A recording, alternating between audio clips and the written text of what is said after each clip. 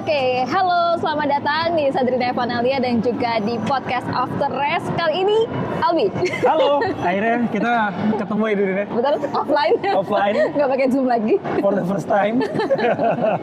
Oke, kita langsung aja, Bi. Oke. Ini adalah menurut gue adalah balapan yang paling spektakuler MotoGP Malaysia 2024 antara Pecco Bagnaia dan juga Jorge Martin gitu ya. Kalau tadi si Martin bilang ini ada 11 kali overtake dalam 3 putaran atau 3 laps gitu ya. Nah kalau Albi seperti apa dulu nih jalannya balapan gitu ya menurut lo? Nanti baru kemudian menurut gue. Oke. Dan kebetulan nih kita lagi ada di media scrum. Bukan? Bukan. Kita lagi ada di media roomnya Indonesia Motorcycle Show 2024 dan mari kita jelaskan soal jalannya balapan tadi. Nah, bener nih. Tadi tuh apa ya? Balapan di Sepang ini bisa dibilang penuh drama ya kalau gue bilang gitu. Karena baru juga mulai, baru masuk ke tikungan kedua, itu udah ada insiden. Kita tahu bersama kan ada Jack Miller, lalu ada Brad Binder, dan juga ada Fabio Quartararo terlibat crash di sana dan sempat dikibarin bendera merah, red flag gitu kan. Nah, dari situ udah kayak, waduh, baru mulainya udah drama nih gitu. Bahkan di sprint race kemarin juga kan banyak banget dramanya di Sepang ini. Jadi bisa dibilang Sepang itu selalu menyimpan banyak drama termasuk di balapan kali ini. Nah, khusus main race hari ini sendiri yang mana ini kita tag setelah race banget kan. Ya, betul. Nah, pada saat setelah red flag dilakukan itu kita sebenarnya sempat agak deg-degan ya karena ada beberapa pembalap yang kelihatan kesakitan kayak Fabio Quartararo tuh jalannya tertatih gitu, pincang sampai masuk ke dalam garasi itu dia sampai ngeringis dan bener-bener kelihatan pincang gitu. Nah, Brad Binder walaupun dia crash tapi ya kelihatannya well gitu. Walaupun tadi pada saat mau mulai balapan lagi ada masalah sama motornya yang bikin dia akhirnya nggak jadi ikut balapan. Nah, yang bikin kita semua bertanya-tanya dan sempat deg-degan itu adalah Jack Miller yang kita lihat rekamannya, palanya tuh keseret sama bannya Fabio Quartararo sampai masuk ke dalam kolong spakbor di belakang dan dia ditangani sama tim medis tuh cukup lama ya di tengah-tengah lintasan. Ini jadi inget kasusnya Marco Simoncelli beberapa tahun lalu yang kejadian juga di Sepang gitu. Dan gue sempet takut ngelihat lini medsos juga ada apa sih sebenarnya sama Jack Miller segala macam. Gue juga cari info segala macam. Dan akhirnya Jack Miller itu dibawa ke medical center dan dilakukan pengecekan. Beruntungnya nggak lama tuh ada informasi yang menceritakan atau menjelaskan kondisi Jack Miller ternyata nggak parah, Drin. Betul. Dan kita pada akhirnya bisa lihat dia jalan dengan santai padahal kita semua yang nonton tuh deg-degan gitu. Ya tapi alhamdulillah lah semuanya benar-benar tertangani dengan baik, nggak ada yang begitu serius dan ini bisa jadi hal yang patut kita lakukan adalah mengapresiasi semua rider ya. Oke. Itu harus banget dilakukan karena ini adalah sebuah balapan yang begitu keras, sport yang begitu berbahaya. Jadi kita nggak bisa ngeremehin siapapun dan kita nggak bisa mengelulukan satu orang dan menjelekan orang lainnya gitu. Jadi ini benar-benar buat catatan kita lah gitu. Nah, setelah itu karena ini belum berjalan satu lap, maka balapan harus di restart dan mengulang balapan dari awal. Dilakukan sebanyak 19 lap dari total sebelumnya ada 20 lap. Nah, di sini nih keseruannya mulai bisa dirasain lagi, Drin, ya kan? Tadi Sadrina bilang ada aksi susul menyusul antara Pecco Bagnaia dan juga Jorge Martin, di mana dua orang ini adalah dua orang decider yang sedang memperebutkan gelar juara dunia. Nah, di titik ini, di 3 lap pertama, kita tahu bersama bahwa Pecco Bagnaia dan juga Jorge Martin itu saling susul-susulan. Begitu start, Pecco udah memimpin, nggak lama di tikungan disusul lagi sama Jorge Martin. Total bener yang disampaikan sama Jorge Martin, gue juga kebetulan ngitung tadi ada 11 overtake sampai lap ketiga atau 3 lap pertama. Ini adalah balapan yang kita nantikan, balapan yang benar-benar kita butuhkan untuk disajikan kepada para penonton dan akhirnya kita bisa lihat kenapa nggak ada di kemarin Pecco Bagnaia yang ngegas kayak gitu loh. Kenapa dari kemarin Jorge Martin jalan di depan duluan sendiri gitu. Ini loh susulan yang kayak gini tuh yang kita butuhkan gitu. Kita udah nggak peduli lagi siapa yang paling kuat ataupun siapa yang bakal menang di sirkuit ini, kita hanya butuh keseruan yang kayak tadi gitu. Dan ini menunjukkan mentalitas dari keduanya benar-benar di-push begitu tinggi. Jorge Martin masih ambisi untuk mendapatkan gelar juara dunia dan Pecco juga walaupun secara persentase lebih kecil daripada Jorge Martin, tapi dia menunjukkan bahwa mentalnya ini gue masih on fire, gue belum kalah. Gue masih bisa setidaknya menunda kemenangan Jorge Martin untuk mendapatkan gelar juara dunia. Nah, setelah itu kita lihat juga beberapa kali pembalap-pembalap di belakangnya banyak banget juga aksi susul muncul dan juga insiden ya, Din ya. Betul. Nah, setelah berjalannya waktu, akhirnya Pecco Bagnaia punya gap yang cukup baik sama Jorge Martin. Padahal pemilihan ban daripada Pecco Bagnaia itu kan soft sama medium, sedangkan Martin adalah medium-medium. secara komposisi ban, melihat dari trek Sepang yang mengharuskan para pembalap memacu motornya, harusnya bannya Pecco cepat habis. Karena dia pakai soft. Ditambah juga cuaca juga tadi lihat suhu sekitar 38 derajat dan itu bisa menggerus ban berkategori soft lebih cepat.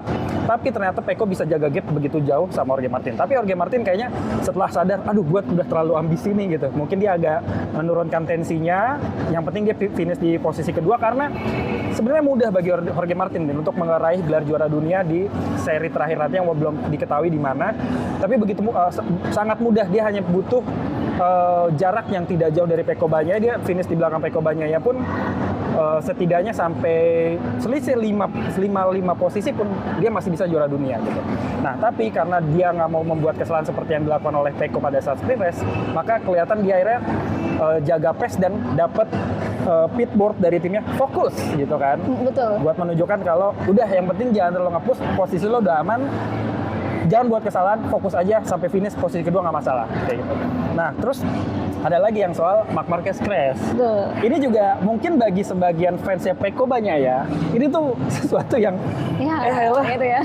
Kok jatuh sih gitu. Karena apa? Karena pada saat kemarin, Nggak apa-apa. Karena apa? Karena pada saat kemarin di sprint race, Pecco Bagnaia jatuh.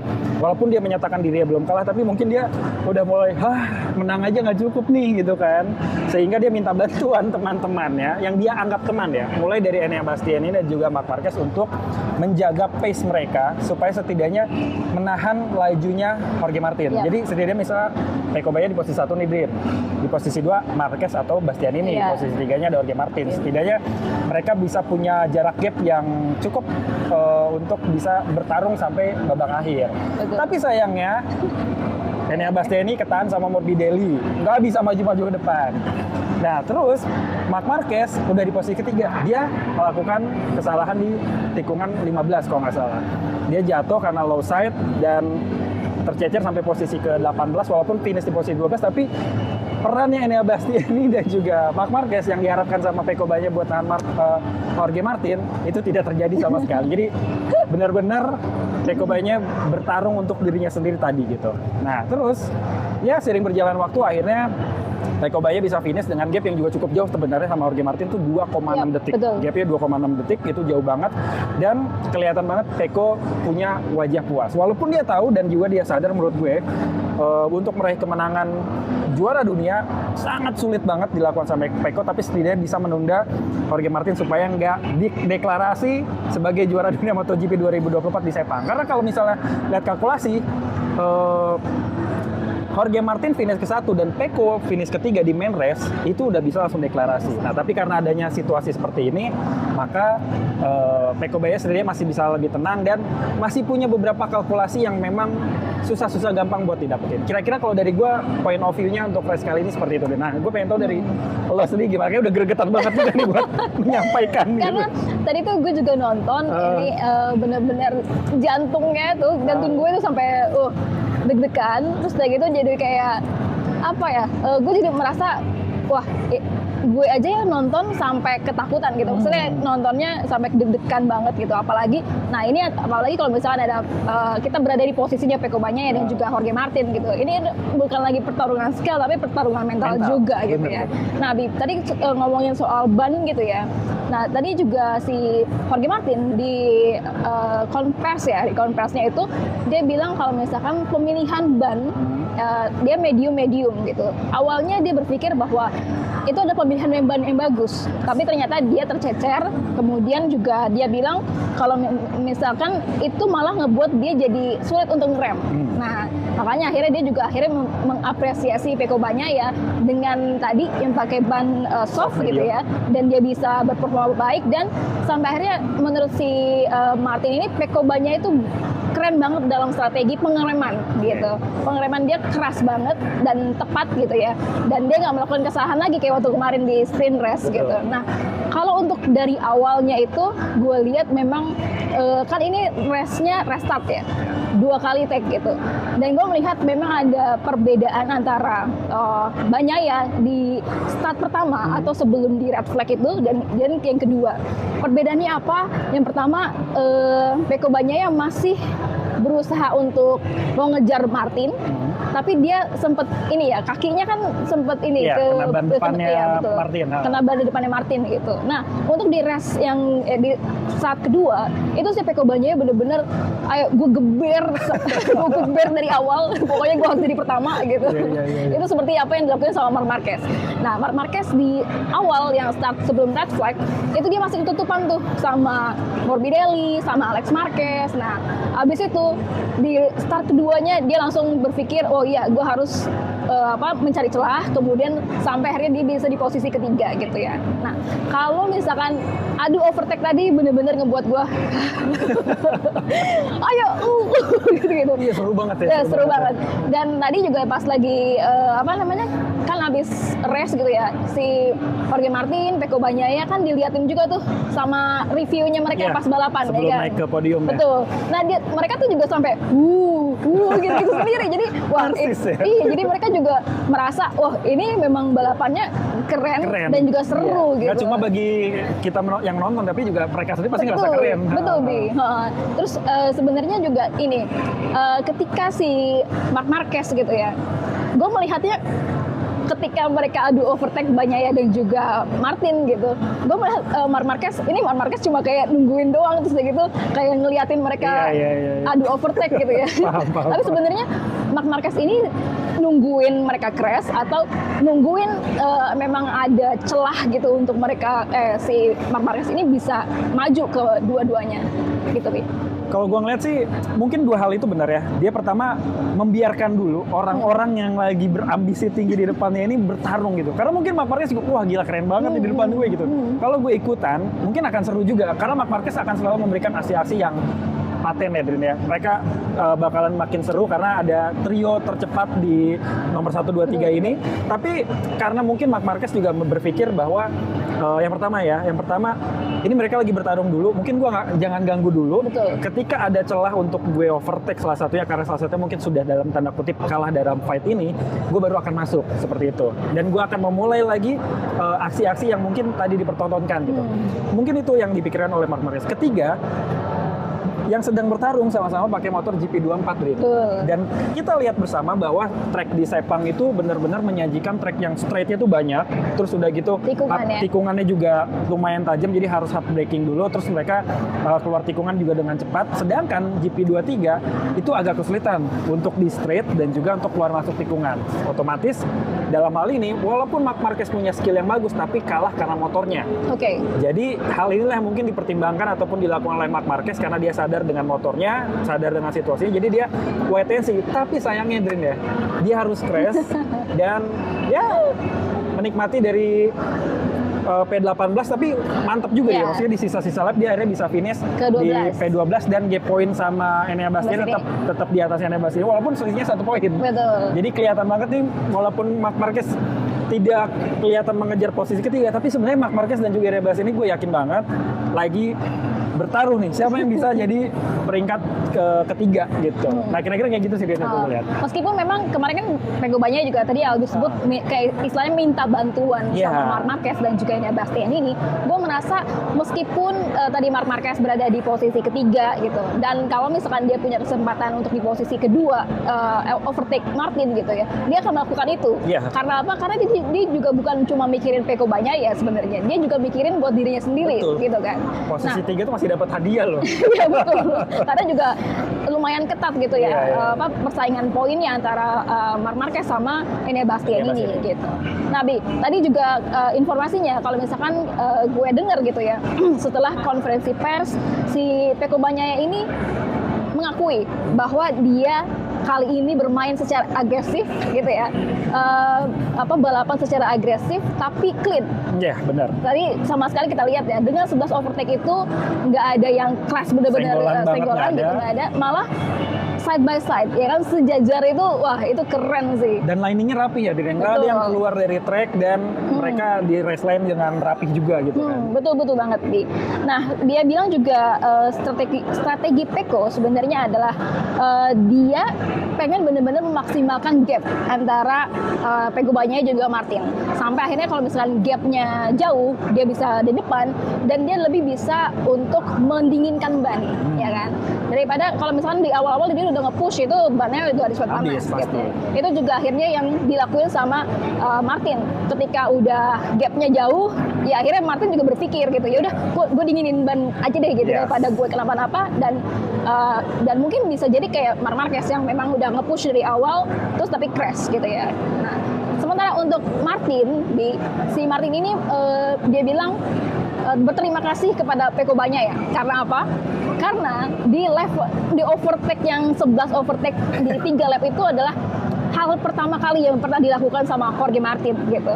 Dan menurut Martin, dengan dia bertarung gitu sama Pecco Bagnaia, dia skill leveling up itu jadi levelnya tinggi naik gitu ya. Dan ini belum pernah dilakukan sama Martin. Dan Martin bilang ini enjoy banget dia, gitu ya.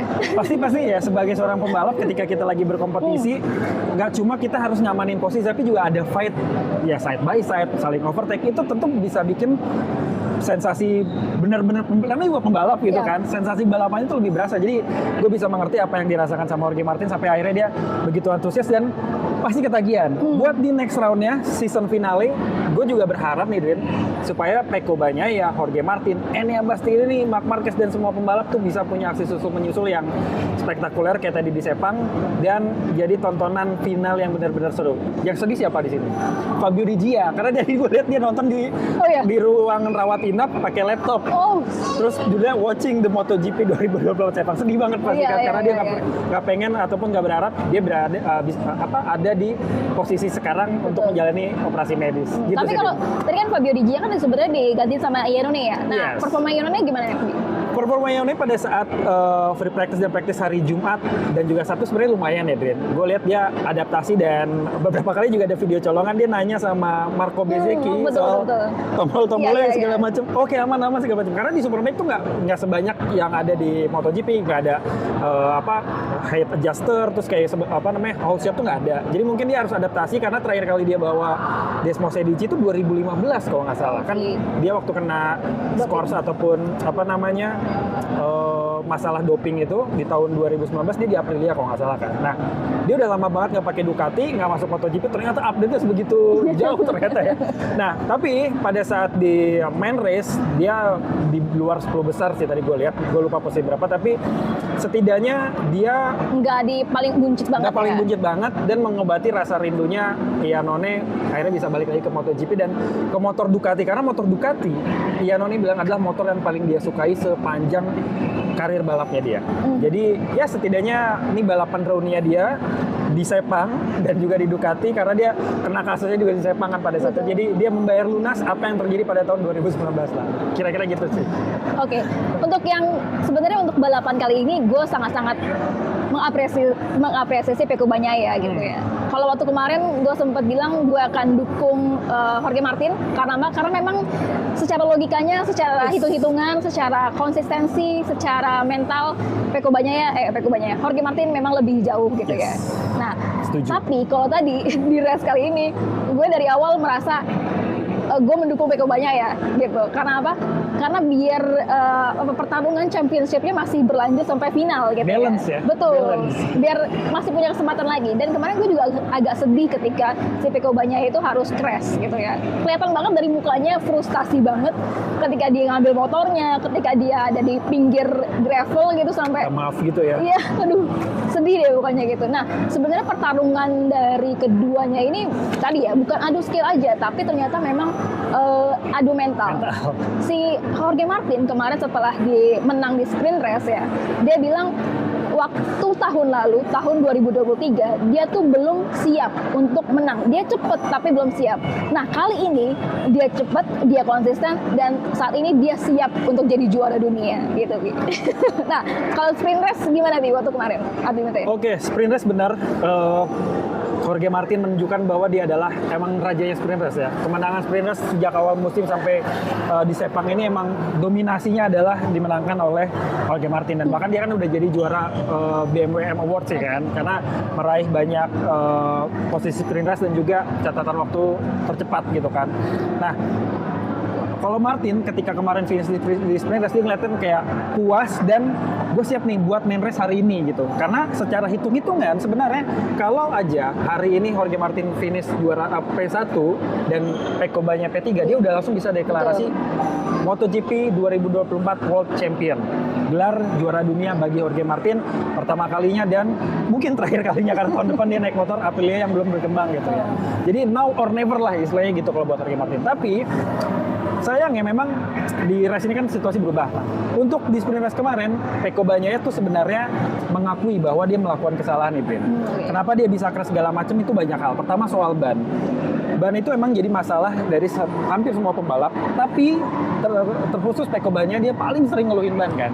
Ban depan, ban belakang, itu benar-benar jadi masalah Pecco Bagnaia karena dia benar-benar orang yang begitu mengedepankan feeling juga, sehingga ketika dia ngerasa ada sesuatu yang tidak nyaman atau tidak enak, dia akan benar-benar mencari tahu seperti apa, tapi dia ragu apakah yang dilakukan itu salah atau benar. Dan ini benar diakui sampai Pecco Bagnaia pada saat setelah sprint kemarin, Rin, bahwa pada saat dia split stream di belakangnya Jorge Martin, dia sempat merasa khawatir akan terkena dampak dari dragnya. Dia takut ke bawah aliran udara yang ada di belakangnya Jorge Martin, sehingga dia akan sulit mengendalikan motor dan juga melakukan pengereman untuk masuk tikungan. Nah, alih-alih untuk dia mengontrol si motornya dengan baik, dia justru ngerem lebih awal. Nah, karena dia ngerem lebih awal, dia nggak siap sama posisi tikungan yang ada, akhirnya dia kepleset. Nah, itu menjadi sesuatu yang akhirnya disesali sama Pecco Bagnaia di sprint race kemarin dan bikin dia jatuh.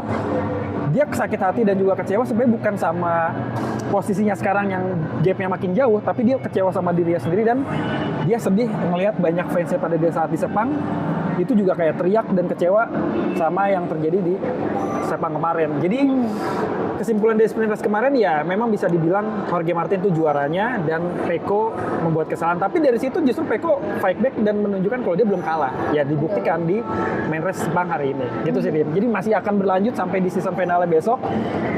Seperti apa di sprint race ataupun main race-nya, apakah Jorge Martin ini bisa mengunci gelar juara di sprint race atau ditahan dulu sama Pecco dan baru bisa diraih sama salah satunya di main race. Gitu, nah, Dim. Benar. Nah, soal itu juga, Bi, gue akan tanya selanjutnya chance untuk perebutan titel juara dunianya MotoGP 2024 gitu ya antara Pecco Bagnaia dan juga Jorge Martin. Nah, kan ini posisinya udah mulai deket gitu ya. Kalau misalkan Pecco Bagnaia berada di posisi pertama nanti gitu ya, atau si Jorge Martin berada di posisi pertama sprint race, itu bakal dinobatkan sebagai juara dunia MotoGP 2024 atau enggak? Atau gimana hitung-hitungannya? Oke, nah secara kalkulasi matematika sebenarnya 88% ini Jorge Martin kalau semuanya berjalan baik ya, tidak ada yang crash, tidak ada yang trouble sama motornya, ini sudah bisa meraih gelar juara dunia tuh mulai di sprint race seri terakhir nanti. Mulai di sprint race. Asalkan dia finish posisi 1. Kalau aja Jorge Martin posisi 1 dan Pecco Bagnaia posisi 2, Jorge Martin sudah bisa didaulat sebagai juara dunia MotoGP 2024. Nah, bagaimana dengan Pecco Bagnaia? Nah, kita kalkulasi ulang lagi nih. Kalau sebenarnya mudah sekali bagi Jorge Martin untuk bisa meraih gelar juara itu, hanya tinggal menang dan juga punya jarak yang begitu bagus dengan Pecco Bagnaia gitu. Jadi kayak yang penting gue nggak lebih jelek poinnya dari Pecco Bagnaia, itu udah bisa gelar juara dunia. Nah, tapi buat Pecco Bagnaia itu nggak cukup buat menang aja, Drin. Walaupun Pecco Bagnaia juara 1 di sprint race dan juga juara 1 di main race-nya nanti, tapi si Jorge Martin masih ada di posisi 2, gelar juara dunia juga masih ada di tangan Jorge Martin. Gitu. Nah, gimana caranya Pecco Bagnaia bisa mendapatkan gelar juara dunia? Persentasenya kecil. Kalau tadi Jorge Martin 88%, berarti kan sisa berapa? 12% ya? 12% ya? 12% ini harus dimanfaatkan oleh Pecco Bagnaia. Pertama, dia juara 1 di sprint race, dan kedua juara 1 di main race. Nah, juara 1 di sprint race itu kalau dia menang kan dapat 12 poin. Kalau si Jorge Martin finish kedua, dia cuma dapat 9 poin. Gapnya semakin dekat. Nah, kalau Pecco Bagnaia finish juara 1 di main race, Jorge Martin itu harus finish di P13. Oke, jadi jauh ya? Jauh. Nah, harus finish di P13. Dengan situasi seperti itu, status poinnya Pecco Bagnaia adalah 498 poin. Sedangkan kalau Jorge Martin finish di P13, 497 poin. Selisih 1 poin aja. Bikin Jorge Martin sakit hati. Nah, tapi bagaimana kalau misalnya ternyata Jorge Martin finishnya di P12 nih, Din. Oke. Ini kan skornya bakal jadi sama ya, Iya. 498 sama-sama nih, draw antara Pecco dan juga Jorge Martin. Itu akan diambil keputusan oleh Dorna berdasarkan raihan kemenangan paling banyak sepanjang musim 2024. So, jauh ini kan ada 20 race berarti sampai sesi finalnya nanti. Oke. Pecco Bagnaia ini sudah mengumpulkan 10 kali kemenangan.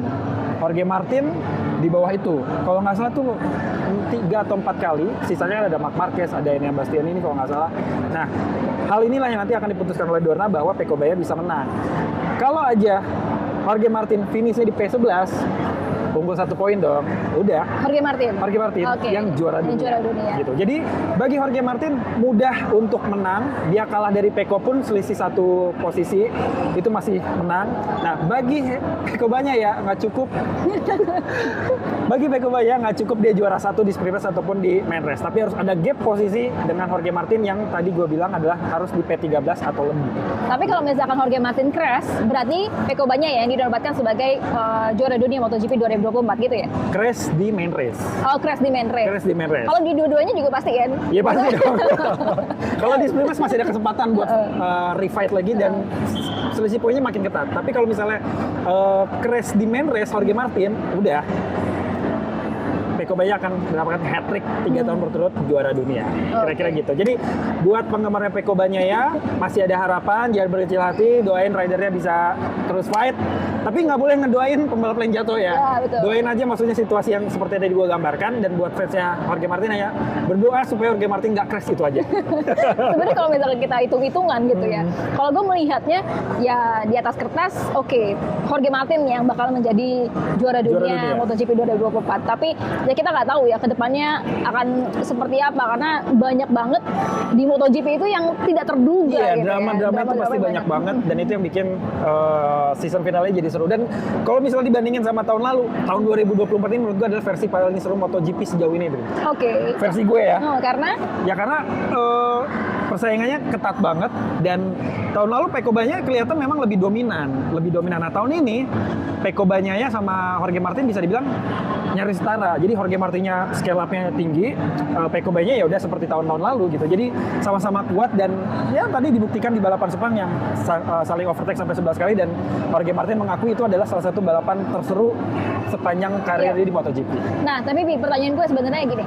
Kan Pecco Bagnaia itu menangnya 10 kali ya dalam satu seri ini. Dia kebanyakan crash gitu ya. Hampir 5 kali kalau nggak salah crash. Ya. Nah, apakah ini perbandingannya sama Jorge Martin gitu ya? Memang konsisten, tapi ketika kalau misalkan dia dijadiin world champion karena dia menang 10 seri dan bukannya kayak misalkan ini pengejaran championship-nya gitu. Ini adil nggak sih menurut lu?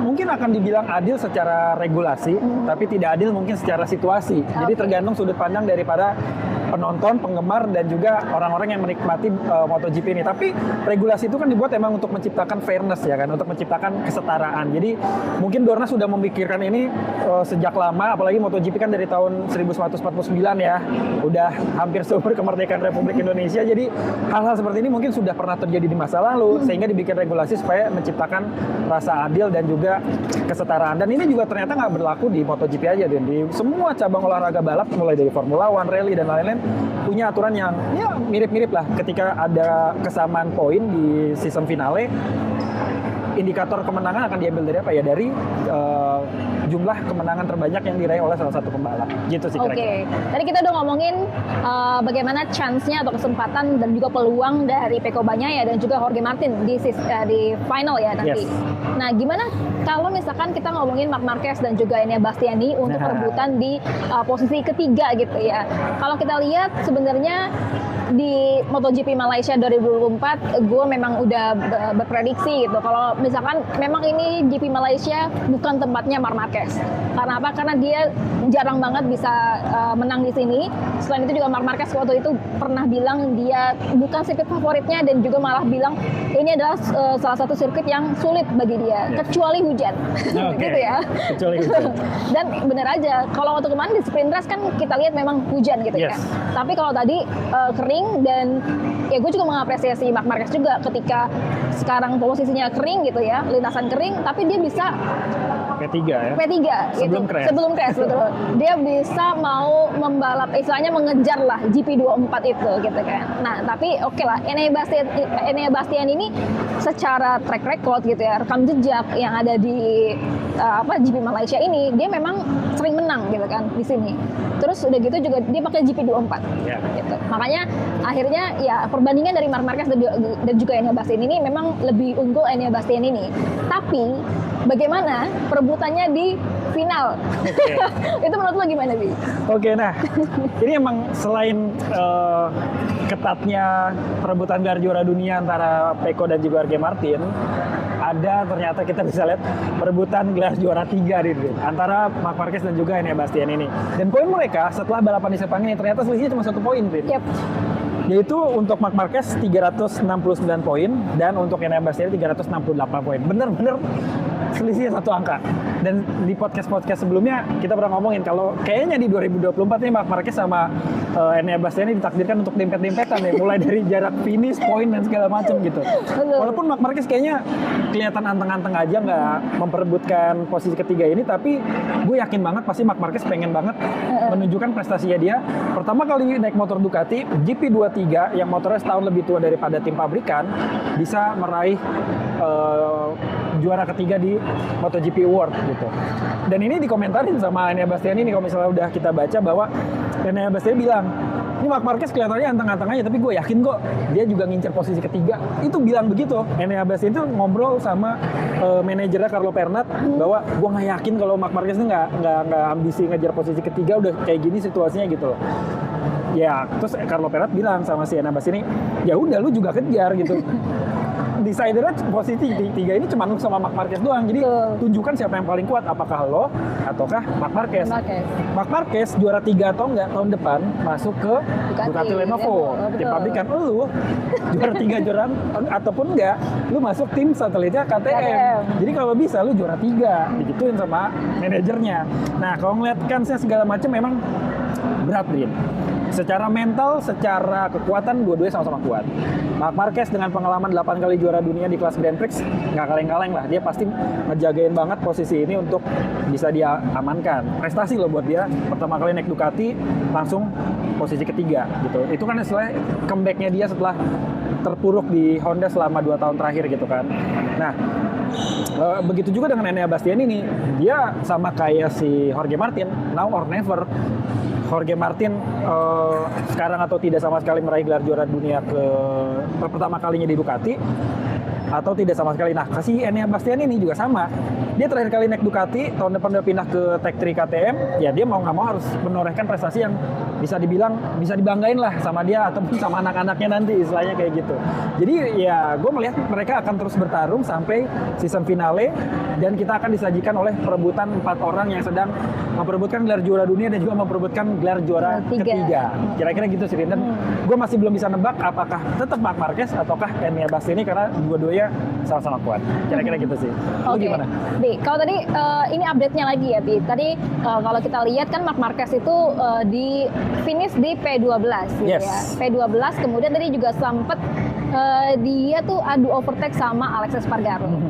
Sampai di tikungan terakhir, dan akhirnya si Marc Marquez bisa overtake Alex Espargaro sampai ke finish gitu. Sampai akhirnya dia di posisi 12. Nah, untuk championship-nya, Bi, tadi kita lihat kalau Marc Marquez itu ternyata di posisi ketiga, dia itu di 116, perolehan 369, dan jaraknya dari si Martin itu 116 gitu. Nah, kalau Enea Bastian ini 1 poin di bawahnya Marc Marquez gitu ya, 368 atau 117 di bawahnya Martin gitu. Nah, kalau balik lagi kita nggak tahu ya apakah nanti di seri berikutnya itu ada di mana, tapi gencar-gencarnya yang isu beredar adalah di Barcelona. Nah, ini ya udahlah, kita prediksi aja di Barcelona gimana, di Pecco Bagnaia, Martin, kemudian Marc Marquez dan juga Enea Bastian ini gimana? Oke, kalau misalnya ternyata Dorna Sport ini jadi mengumumkan bahwa Barcelona atau di Catalunya ini dinobatkan sebagai sirkuit season finale karena memang ada bencana alam ya di Valencia, tentu yang akan bisa mengamankan posisi-posisi terdepan sini biasanya The Spaniard nih. Entah itu Jorge Martin, Marc Marquez, bisa juga Pedro Acosta. Pokoknya Spaniard itu tentu sangat senang balapan di kandang sendiri gitu. Tapi melihat dari peluang-peluang yang ada, Pecco Bagnaia juga dengan ambisinya, bukan hal yang nggak mungkin Pecco Bagnaia ini bisa mengungguli Jorge Martin juga gitu. Melihat kan, lupa nih, pada saat kemarin balapan di Catalunya yang menang siapa ya? Lupa lagi ya. Saya juga lupa. Iya, lupa lagi ya. Nah, dilihat dari peluang para pembalapnya ini sendiri, semuanya punya kans yang sama, dan sirkuit ini tidak, kalau nggak salah dipilih juga karena tidak menguntungkan salah satu pembalap tertentu. Oke. Gitu. Karena kan sebelumnya tuh banyak beredar, Din. Ada setidaknya 5 sirkuit yang akan dipilih setelah termasuk Barcelona. Ada Barcelona itu sendiri, lalu juga ada Jerez, tapi Jerez itu nggak akan mungkin karena pada saat yang sama di tanggal 14 sampai dengan 17 November nanti ada balapan Lamborghini Super Trofeo. Itu balapan yang nggak mungkin di-cancel karena juga seri Eropa gitu. Jadi Jerez tidak jadi dipilih. Terus juga ada Portimao di Algarve di Portugal. Itu kan nggak jauh juga dari Spanyol. Nah, kenapa nggak jadi dipilih? Karena pihak dari Portugal sendiri menyatakan otoritasnya nggak siap. Lalu juga untuk mengarahkan para penonton yang sudah membeli tiket di Valencia pindah ke sana juga sangat mustahil karena jarak, tiket pesawat mereka juga harus koordinasi lagi segala macam, sehingga itu tidak dipilih.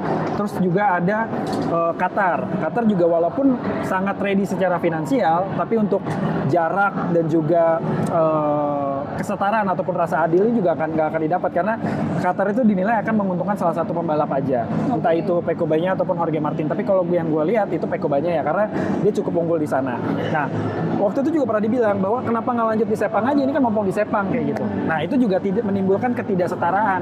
Di Sepang kita udah tahu bahwa secara favorit Pecco Bagnaia suka banget sama sirkuit ini, dan itu terbukti di balapan kali ini Pecco Bagnaia yang menang. Betul. Sehingga kalau misalnya diulang, ya ada ketidaksetaraan yang mungkin akan dirasakan oleh timnya Prima Pramac sendiri, Jorge Martin, dan juga mungkin fansnya dari Jorge Martin, sehingga dipilihlah kemungkinan besar adalah Barcelona karena itu tadi, satu dari segi jarak itu dekat, kalau nggak salah cuma 3 jam aja dari Valencia, terus juga otoritasnya sudah siap, satu bahasa sama Valencia tentu karena sama-sama Spanyol, sehingga untuk mengkoordinasikan kepindahan akan bisa dikatakan mudah lah ya antar otoritas. Dan untuk iklim segala macam ini kan akan berpengaruh sama teknis-teknis. Kayak misalnya kita mau balapan di Sepang, mau balapan di wilayah Amerika, balapan di Eropa, itu karakter bannya berbeda loh, Adrian.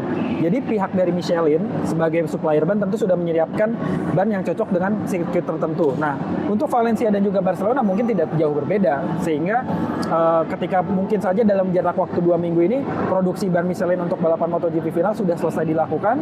Kalau misalnya dilakukan di luar sirkuit di luar Spanyol, akan ada cost lagi, akan ada kerugian dan menyita waktu lah istilahnya, sehingga dipilihlah Barcelona sebagai solusi untuk balapan di sana nanti. Nah, untuk memprediksi, sebelum memprediksi, gue akan jawab dulu. Tadi karena yang tadi selain dari Qatar yang soal ketidaksetaraan atau ketidakadilan itu, Qatar juga dibilang weathernya atau cuacanya itu cuacanya ya. Betul. Cuacanya yang memang tidak menguntungkan atau gimana nih?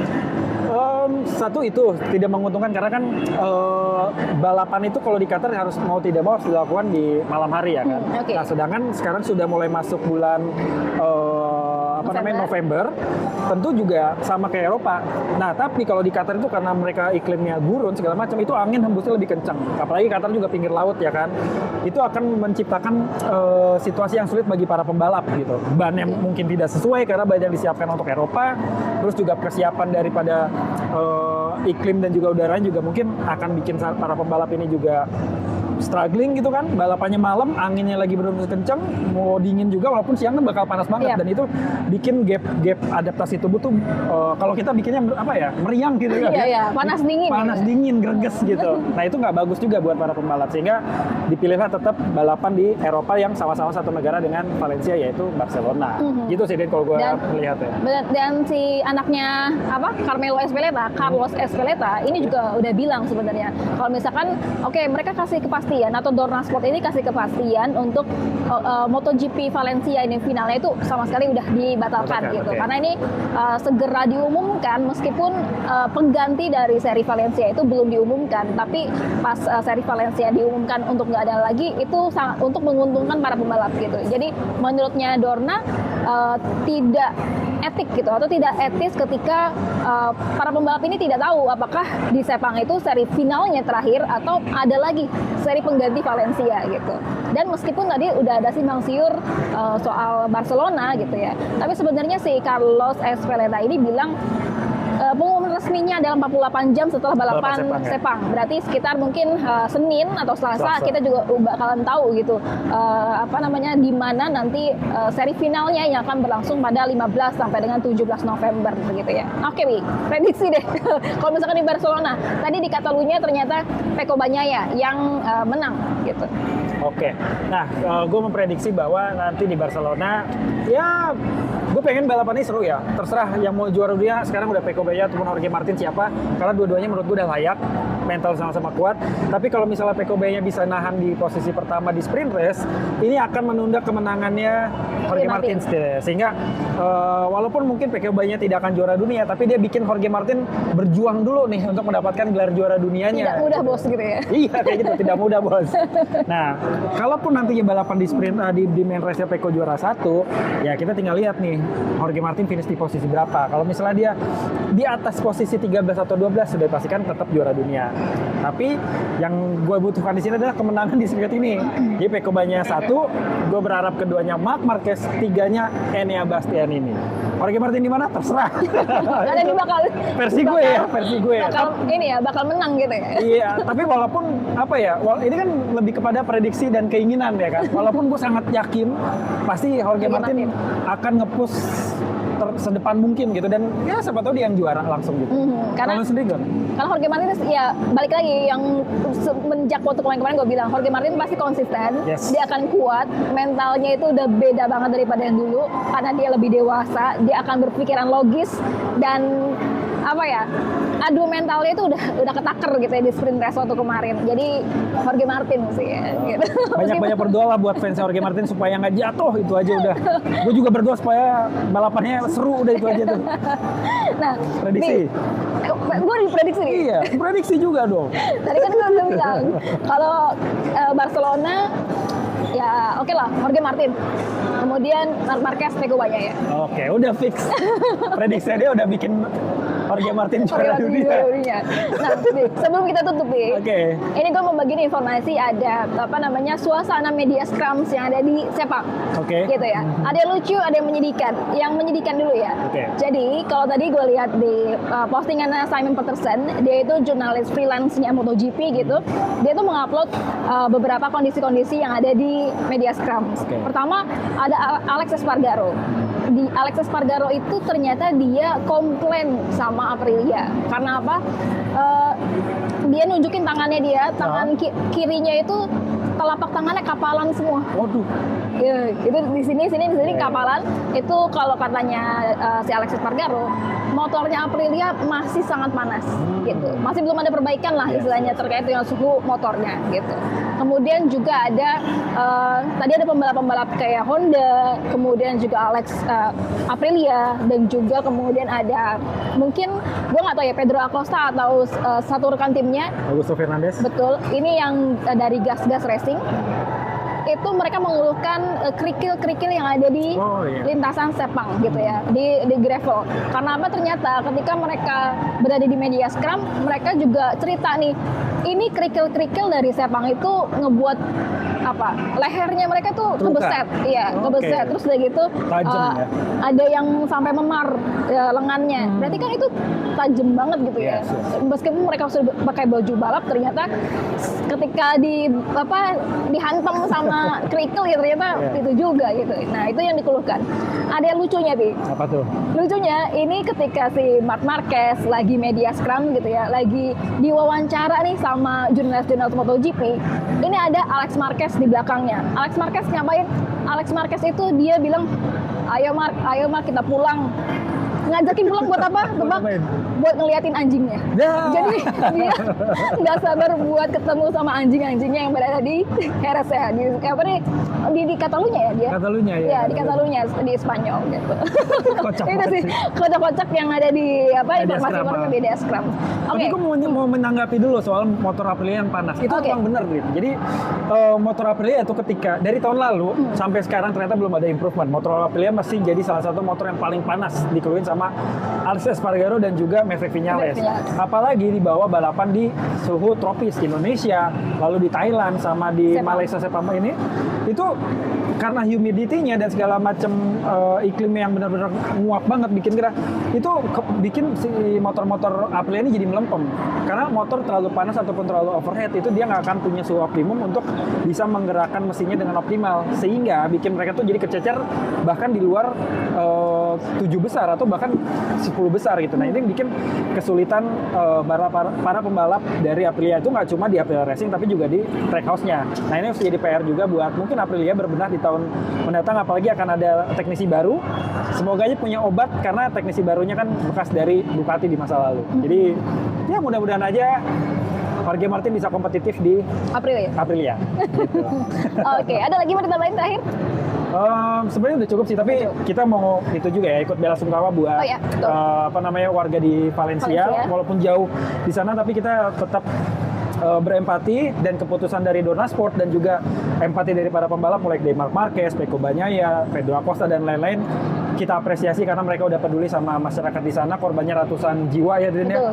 Dan kita berharap Valencia bisa segera pulih, berbenah dan bisa jadi tuan rumah MotoGP lagi di tahun 2025 dengan kondisi yang baik. Gitu ya Drin. Tadi juga Marc Marquez kemarin ketika podium sprint race, juga Enea Bastianini gitu, meskipun tadi Enea Bastianini kan dari Italia gitu, dia juga mengucapkan bela sungkawa sampai akhirnya kemenangan ini memang buat komunitas Valencia, dibilang gitu. Oke, segitu dulu. Cukup. Oke, terima kasih teman-teman sobat After Race. Segitu dulu untuk hari ini episode dari MotoGP Malaysia 2024. Nanti kita ketemu lagi di After Race MotoGP Season finale ya. season finale. Kita belum tahu apakah di Barcelona atau di lainnya, tapi kita nantikan lagi seri berikutnya. Bye bye semuanya. Ciao.